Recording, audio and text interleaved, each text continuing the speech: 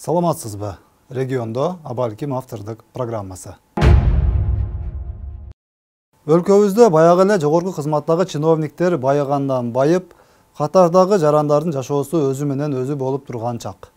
Совет ыдырагандан бери сатылбаган эмнебиз калды экен деп, эки жагын алаңдап карап отуруп, эми обаны сатышканы маалым болду.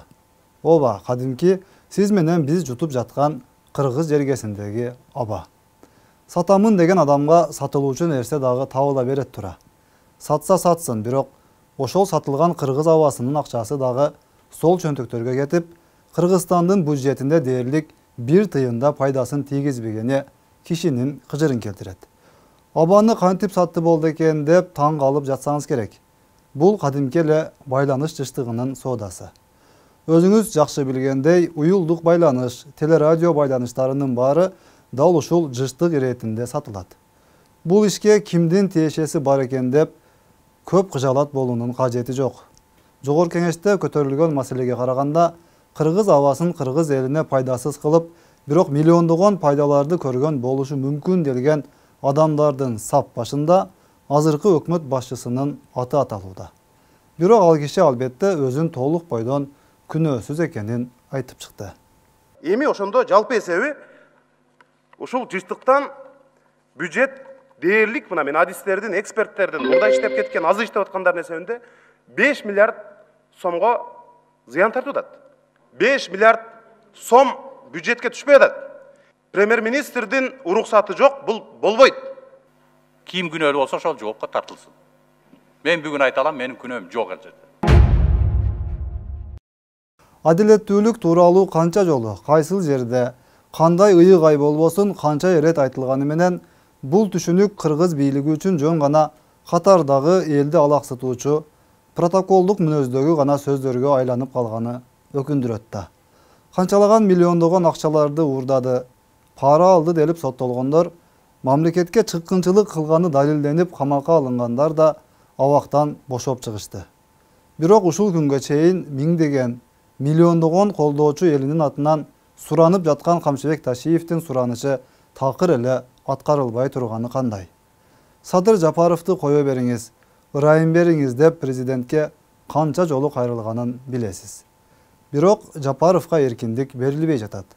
Досу үчүн күйгөн Ташиев бул жолу ыйык орозо айынын шартында көз жашын тыя албай туруп, дагы бир ирет президентке кайрылды. Мен мына орозо күнүндө сиз айтып атасыз, президентте сурандыңызбы, президентке айттыңызбы деп. Мен президентке айткам, президентке сурангам. Президентке айтканымда президент туура мыйзам чегинде карайбыз, мыйзам чегинде бул аракет кылып эл катары чыгат деп айткан. Бирок бүгүнкү күнгө чейин ошол чыга элек да. Мен мына силерден пайдаланып, силердин студияңардан пайдаланып, дагы бир жолу орозо күнүндө ошол Алла Таалабыздын ыйык орозо күнүндөрүндө мына акыркы 10 күндү кечиримдүүлүк күн деп айтат. Кечиримдүүлүк күн деп айтат. 2 күндөн кийин Кудай буйрса айт болот. Урматтуу президентибиз Сооронбай Шарипович, мен сизден дагы бир жолу суранып кетем. Дагы бир жолу сиздин иниңиз катары, сизди колдогон адам катары, мындан ары да колдой турган адам катары сизден суранып кетем. Садыр Жапаровго ырайым кылыңыз. Садыр Жапаровго ырайым кылып, ушул Алла Тааланын ыйык күндөрүндө чыгарып бериңиз. Мен мына сизден ыйлап туруп суранамын. Ыйлап туруп суранамын. Анан эми сиз эгерде ушул нерсени кабыл албасаңыз, ушунча элдердин ыйыны, суранычын кабыл албасаңыз, бул дагы сиздин өзүңүздүн эркиңиз, өзүңүздүн ишиңиз, себеби дегенде президент катары чечимди сиз кабыл аласыз. Сиз кабыл алган чечимге биз макул болобуз. Но бирок бул күндөр да өтөт. Буйрса, бул күндөр да өтөт. Алла Таалам тынч койсо, ден соолукта койсо, жакшылык күндөрдө дагы жолугушабыз. Садыр менен да жолугушабыз буйрса. Мен сизден суранамын, жардам бериңиз, ырайым кылыңыз. Алдыңызда жатат ошол кагаз. Кол коюп коюңуз ошого. Бүгүн кол коюңуз, эртең кол коюңуз. Эртең айтка келип калсын садырыбыз. Чыгарып коюңуз, пожалуйста. Сизден суранамын.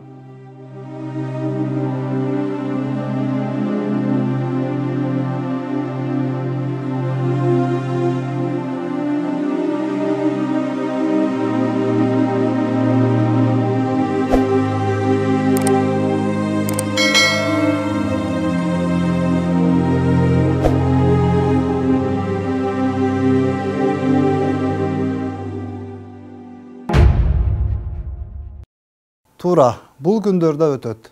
Бул кыйынчылыктардын да баары бир акыры бар. Жараткандан башка эч ким, эч кайсыл бийлик түбөлүктүү өкүмүн сүрбөшү анык. Садыр Жапаровду абактан чыгарууну неге мынча каалашпайт болду экен деп бир чети таң калып, бир чети кыжырданып отурган элдин саны аз эместигин ар кандай акыл эстүү адам көрүп эле турат. Өткөн бийликтин тушунда камалган Жапаровду бул бийлик неге кармап олтурушу мүмкүн? Макул, өткөн бийлик жаман болгон экен, адилетсиз болгон экен, коррупционер болгон экен. Анысына макул дейли. Анда азыркы бийлик неге чыгарбайт? Анда азыркы бийликтин өткөн бийликтен кандай айырмасы болушу мүмкүн? Бири адилетсиз камаган болсо, кийинки келген адилеттүүсү дароо абактан бошотуп өзүнүн адилеттүү экенин көрсөтүшү керек эле да. Же мен адаштымбы? Ташиевдин көз жашы бул канчалаган кыргыз элинин көз жашы экенин түшүнүп турсаңыз керек. Жүздөгөн куралданган кишиге өзү жалгыз каршы барып, июнь окуясында кан кечип жүрүп, тайманбастыгын так көрсөткөн Ташиев, Жапаров сыяктуу кишилердин көз жашы оңойчулук менен эле акпайт да. Демек, азыркы бийлик башындагылардын кылып жаткан мамилеси да сөөккө жетип, сыздатып, чыдамды кетирип жатканы ушундай көрүнүштөрдөн байкалбаганда анан кантип көрүнмөк эле. Тынчтык митингин өткөрүп, талаптарды айтайын десе, провокацияларды уюштуруп, элдин баарын камап салууга камынып турушса, кечирим сурап кагаз жүзүндө кайрылса, ага дагы 6 айлап жооп бербесе, анысы аз келгенсип каралап, ар кандай фейктери менен социалдык тармактарда болбогон бир ушактарды жаздырып, эл алдында кадырын кетирүүгө жан үрөп жатышса, анан эмне кылыш керек? Эмне кылганда мунун баары токтоп, Жапаров эркиндикке чыгып, өз үй бүлөсү, өз эли менен болуп калар болду экен. Түшүнүксүз. Бийлик үчүн патриоттордун кереги жок экени Кыргызстан эгемендүүлүккө ээ болуп, өз саясатын жүргүзүп баштагандан берки тарыхын карап көрсөңүз эле түшүнүктүү болуп турат. Ошон үчүн мына азыркыдай акыбалга келип, толугу менен таланып, тонолуп, эми сатылбаган абасын да сатып баштаган өлкөгө айланганыбыз чын да. Президенттер алмаша берет. Айланасындагы 50дөй адам ак үйдөн такыр эле чыкпай коюшту. Алардын кошоматчылыгы, амалкөйлүгү, кыйтырлыгынан шайтан өзү да уялып кала турган болду. Бирок булар уялбады. Алмак-салмак депутат болушат, алмак-салмак премьер-министр болушат.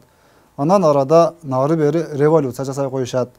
Кааласа элдин ичине от жагып, тарап-тарапка бөлүп туруп, уруштуруп коюшат. Бир күн карасаң гений, бир күн карасаң революционер, бир күн карасаң дагы бир нерсе.